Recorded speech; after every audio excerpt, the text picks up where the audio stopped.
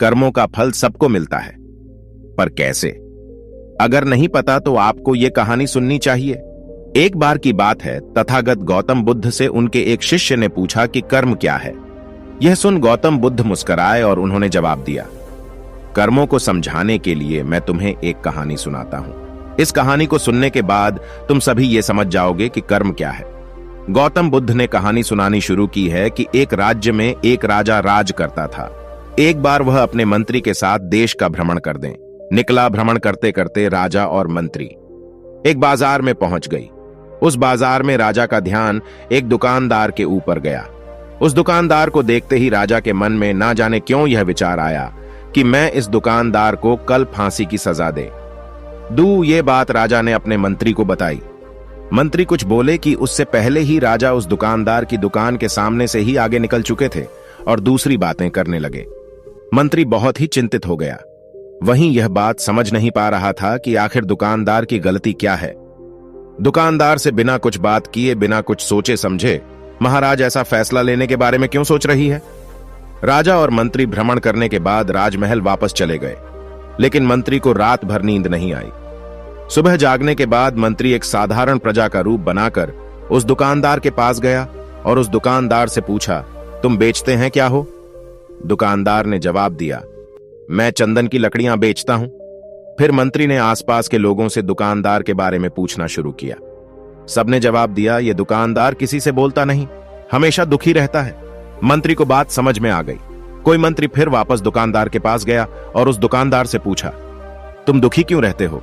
दुकानदार ने बताया, मैं दुखी इसलिए रहता हूं क्योंकि मेरे दुकान पर लोग आते हैं, चंदन की लकड़ियां सूंघते हैं और बोलते हैं बहुत ही सुंदर है, बहुत ही अच्छी महक है, लेकिन कोई खरीदता नहीं है, इसलिए मैं बहुत दुखी रहता हूं। मंत्री को भी दुकानदार की बात सुनकर दुख हुआ। उसने सोचा कि आखिर कोई भी दुकानदार दुखी क्यों ना हो अगर उसके दुकान का कोई भी सामान खरीदा ना जाए, जबकि सामान में कोई कमी ना हो। मंत्री सोचने लगा कि यह दुकानदार अपने दुखों की वजह से इतना दुखी रहता है, परंतु राजा इस दुकानदार को फांसी पर क्यों लटकाना चाहते हैं। अर्थात राजा के मन में आए हुए विचार का उत्तर अभी तक मंत्री को नहीं मिला था। मंत्री ने फिर दुकानदार से पूछा, भाई तब तुम क्या करोगे अगर तुम्हारे दुकान की सारी चंदन की लकड़ियां ऐसी ही रखी रखी रह जाएगी? तो दुकानदार ने गुस्से के भाव में बोला, हां, मैं जानता हूं कि मेरी चंदन की लकड़ियां ऐसे ही रखी रह जाएगी, इन्हें कोई नहीं खरीदेगा। इसलिए तो मैं सोचता हूं कि हमारे देश का राजा जल्दी से जल्दी मर जाए। अगर मैं जल्दी से मर जाता हूं तो मैं उस राज दरबार में उस राजा के दाह संस्कार के लिए अपनी चंदन की लकड़ी दे देता, जिससे मुझे कुछ पैसे भी मिल जाते और इस बाजार के अलावा बाकी के लोगों को भी मेरी चंदन की लकड़ियों के बारे में पता चलता। तब फिर शायद कुछ ना कुछ लोग मेरे दुकान से चंदन की लकड़ियां खरीदने जरूर आते। मंत्री दुकानदार की बात को सुनकर सब कुछ समझ गया, लेकिन मंत्री बहुत चतुर और समझदार भी था। उसके मन में एक विचार आया। मंत्री ने दुकानदार से चंदन की कुछ लकड़ियां खरीदी। इस खरीदारी से दुकानदार को कुछ पैसे भी मिल गए और वो थोड़ा कुछ भी हो गया। मंत्री चंदन की लकड़ियों को लेकर वापस राज दरबार चला गया। राज दरबार पहुंचकर मंत्री ने उन चंदन की लकड़ियों को राजा के समक्ष रख दिया और बोला कि हे राजन, ये चंदन की लकड़ियां उसी दुकानदार ने आपको भेंट की है, जिसे दुकानदार को आप कल फांसी देने के बारे में सोच रहे थे। राजा ने उन चंदन की लकड़ियों को सूंघा और उन्हें उन चंदन की लकड़ियों की सुगंध बहुत पसंद आई। उन्होंने कहा, यह चंदन की लकड़ियां बहुत ही ज्यादा खुशबूदार है। दुकानदार के इस अनोखे पेड़ से राजा बहुत खुश हुए और मंत्री को कुछ स्वर्ण मुद्राएं देकर बोले, जाओ उस दुकानदार को ये स्वर्ण मुद्राएं इनाम में देना और बोलना कि आज के बाद महल में जब कभी भी चंदन की लकड़ी की जरूरत पड़ेगी तब तुम्हारी दुकान से ही चंदन की लकड़ी ली जाएगी। ये बात सुनकर मंत्री जी मुस्कुराने लगे कि अब तो राजा के मन में उस दुकानदार को फांसी देने का विचार आ ही नहीं सकता, क्योंकि अब तो हमेशा राज दरबार के लिए चंदन की लकड़ियों के इंतजाम की जिम्मेदारी है उस दुकानदार को मिल गई है। मंत्री स्वर्ण मुद्राओं को लेकर वापस दुकानदार की तरफ चल पड़ा। इधर राजा इस विचार में पड़ गई कि वह दुकानदार तो बड़ा ही अच्छा इंसान है। जिस वक्त मैं उसके बारे में यह सोच रहा था कि मैं इसको कल फांसी दे दूं, तब शायद उसके मन में उस समय यह विचार चल रहा था कि राजन पहली बार मेरे दुकान के सामने आए हैं, क्यों ना मैं उनको अपनी सुंदर और खुशबूदार लकड़ियों को भेंट करो। और आज उसने मुझे भेंट भी किया।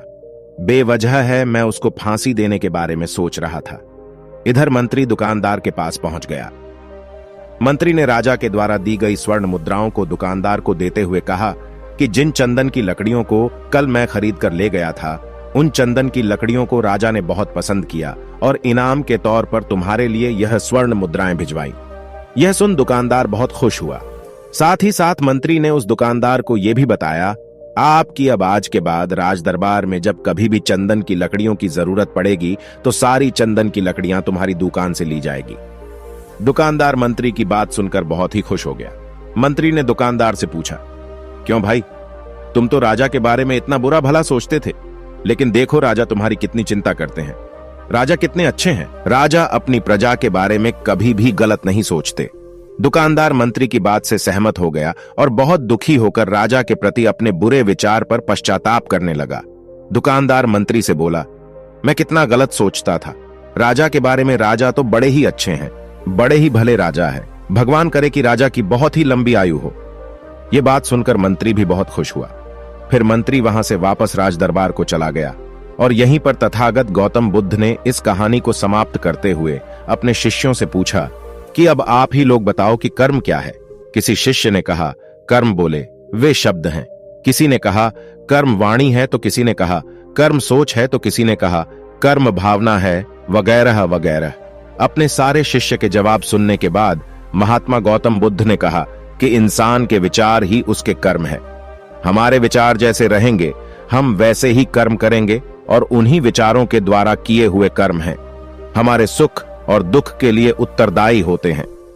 अर्थात अगर हमारे विचार ही गलत है तो हमारे द्वारा किए हुए कर्म भी गलत ही होंगे और उनका परिणाम भी गलत ही निकलेगा, जिसके परिणाम स्वरूप हम दुखी रहेंगे। अगर हमारे विचार सही रहेंगे तो हम सही कर्म करेंगे तो फिर सही फल मिलेगा, जिससे हमारे जीवन में सुख आता है। अब हम कर्म को थोड़ा आसान समझने की कोशिश करते हैं। कर्म का अर्थ है कार्य। इस दुनिया में, इस ब्रह्मांड में जो कुछ भी काम हो रहा है वो सब एक कर्म। असल में देखा जाए तो कर्म क्रिया और प्रतिक्रिया के साधारण सिद्धांत को फॉलो करता है। हम जो भी कार्य करते हैं वो एक कर्म है और फिर क्रिया और प्रतिक्रिया के सिद्धांत के अनुसार हर कर्म का एक परिणाम भी होता है। जैसे कांच के गिलास को फेंकना एक कर्म है और उसका टूट जाना, उसका परिणाम अत्यधिक बारिश होना एक कर्म है और बाढ़ आना उसका परिणाम। असल में परिणाम हमारे हित में होगा या मैं ये पूरी तरीके से हमारे द्वारा किए गए कार्य पर निर्भर करता है। ज्यादातर लोग ये सोचते हैं कि ऊपर आसमान में कोई बैठा है जो निर्णय लेता है कि किसके जीवन में सुख देना है और किसके जीवन में दुख, जबकि असल में हमारे कर्म और फिर उनके द्वारा मिलने वाले परिणाम ही हमारे सुख और दुख को निर्धारित करते हैं। इसीलिए हमारी भारतीय परंपरा में यह कहा जाता है कि आप अपने भाग्य के निर्माता स्वयं हो। असल में कर्म का परिणाम भी भाग्य हूं और हमें कैसे कर्म करने हैं ये पूरी तरीके से हमारे हाथ में होता है। तो जब कोई अच्छा कर्म करता चला जाता है तो उसका भाग्य भी अच्छा होता चला जाता है। जैसे अगर दो बच्चे हैं और उसमें से एक बच्चा बचपन से ही नई चीजों को सीखने और जानने का प्रयास करता रहता है, वो हमेशा ही जो भी करता है उसमें अपना सर्वश्रेष्ठ देने की कोशिश करता है, और जो दूसरा बच्चा है वो ना तो किसी नई चीज के बारे में सीखने और जानने का प्रयास करता है और ना ही किसी काम को पूरे मन से करता है, तो समय बीतने के साथ वो पहला वाला बच्चा अपने जीवन में काफी सफल इंसान बन जाता है, जबकि दूसरा बच्चा सालों बाद भी अपने जीवन में संघर्ष कर रहा होता है। अब यहाँ पहले बच्चे को देखकर दूसरा बच्चा बड़े ही आसानी से कह देगा कि उसके तो किस्मत अच्छी थी, लेकिन नहीं, असल में उसके कर्म अच्छे थे जिसके परिणाम स्वरूप उसकी किस्मत भी अच्छी होती चली गई। तो अगर हम चाहें तो अपने कर्मों को बदलकर अपना भाग्य बदल सकते हैं। सीधी सी बात है, जैसे ही आप अपने कर्म बदलोगे आपका भाग्य बदलना शुरू हो जाएगा, और यह दोनों ही परिस्थिति में सही है, अच्छे के लिए भी और बुरे के लिए। लेकिन असल में कोई इंसान कैसे कर्म करता है यह मुख्य रूप से उसके माता पिता, परिवार, समाज और आसपास के माहौल पर भी निर्भर करता है। ज्यादातर केसेस में एक एक्टर का बेटा एक्टर बनने की कोशिश करता है, इंजीनियर का बेटा इंजीनियर और डॉक्टर का बेटा डॉक्टर। इसका कारण यह है कि हमारा शरीर और मन अपने आसपास से ही सूचना इकट्ठा करते हैं और हमारे अंदर मौजूद सूचनाओं और ज्ञान के आधार पर ही कोई कार्य करते हैं, और फिर हमें उसी के अनुसार परिणाम ही मिलते हैं। असल में हम अपने रोज के कामों का अनकॉन्शियस तरीके से करते रहते हैं, क्योंकि हमारा शरीर और मन प्राप्त सूचनाओं को याद रखता है और फिर उन्हें दोहराता रहता है। जैसे जब हम कार चलाना सीख रहे थे तब हम एकदम पूरी कॉन्शियसनेस के साथ हर चीज पर ध्यान रख रहे थे कि स्टीयरिंग कहाँ है, ब्रेक कहाँ है। लेकिन कुछ समय बाद हम बात करते हुए या कुछ भी सोचते हुए बड़ी आसानी से कार चला पाते हैं, क्योंकि अब हमारे अंदर कार चलाने की प्रोग्रामिंग हो चुकी है और हम लगभग अपने सारे काम आप इसी तरीके से करते हैं। बिना किसी जागरूकता के बस वो कम होते चले जाते हैं, क्योंकि हमारे काम बिना किसी जागरूकता के हो रहे हैं। इसलिए हमें लगता है कि हमें कोई चला रहा है, कोई अदृश्य शक्ति, जबकि असल में हमारे कर्म ही अब हमारी आदत बन चुके हैं।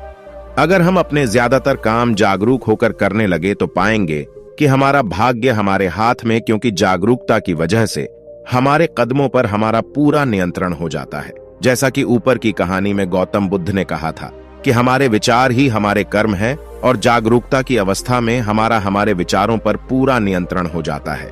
विचारों के नियंत्रण से हम कर्म में नियंत्रण हासिल कर लेते हैं और फिर जब हमारे कर्म हमारे हिसाब से होंगे तो उनका परिणाम भी उसी के अनुरूप ही होगा। इसीलिए गौतम बुद्ध ने चित्र के नियंत्रण पर जोर दिया है कि जब किसी इंसान का चित्र की सुध हो जाएगा तो उसके मन में बुरे विचार ही कैसे आएंगे और फिर वो बुरे कर्म ही कैसे करेगा।